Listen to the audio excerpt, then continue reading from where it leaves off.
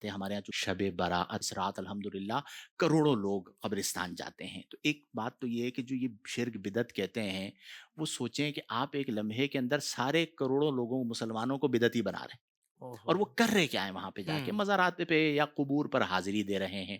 اس پر very simple ہے, تھوڑا سا اپنے دل پر ہاتھ رکھ کے سوچیں. حضرت عائشہ صدیقہ رضی اللہ تعالی عنہا نے نبی کریم کو کہاں پر پایا؟ حافظ صاحب, قبرستان جنت جنت البقیع. البقیع وہ شریف کیا ہے؟ قبرستان. بالکل اور اسی موقع پر نبی کریم نے کیا فرمایا؟ اے عائشہ, حاذہ لیلۃ النصف من شعبان.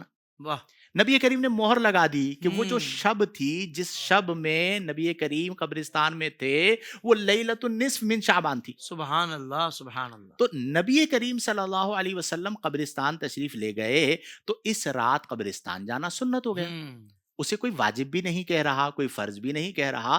نبی کریم گئے تھے تو غلامان محمد بھی چلے جاتے ہیں, اس پہ اللہ کیا لڑنے کی بات ہے؟ تو ایک تو یہ کہ یہ حدیث سے ثابت ہے. ہوں دوسری یہ کہ آقا کریم صلی اللہ علیہ وسلم صلی نے اللہ فرمایا علیہ کہ وسلم اس رات اللہ تعالی قبیلہ بنی کلب کی بکریوں کے بالوں سے زیادہ جہنمیوں کو جہنم سے آزاد فرماتا ہے. واہ تو یہ تو بخشش کی رات ہو گئی, واہ واہ آپ واہ اسے شب بخشش کہہ دیجئے.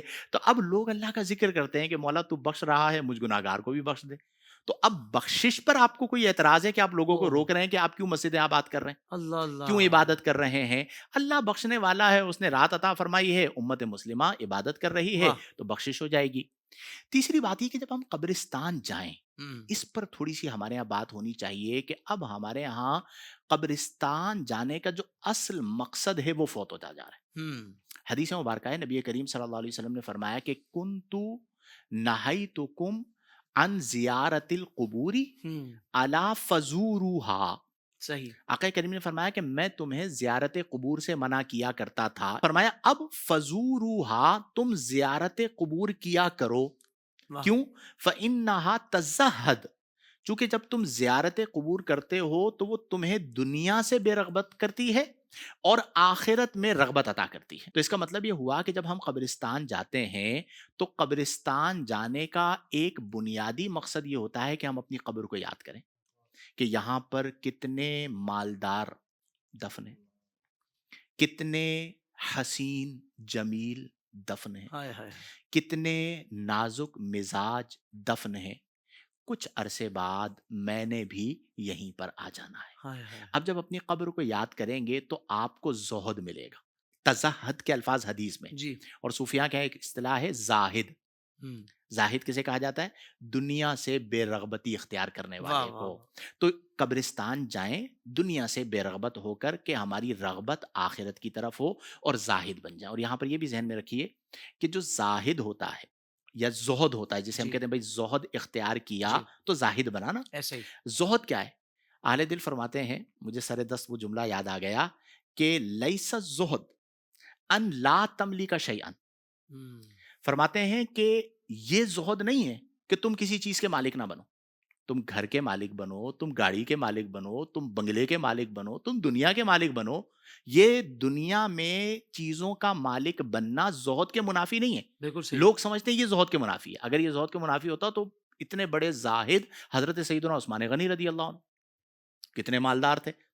پھر فرمایا زہد کیا ہے؟ فرمایا الزہد ان لا تملک کا شیء. ہوں میں اگر اس کا مالک بنا تو میرا اس کا مالک بننا زہد کے خلاف نہیں ہے. ہوں لیکن زہد کیا ہے؟ فرمایا ان لا تملک کا شیء, کوئی چیز تمہاری مالک نہ بنے.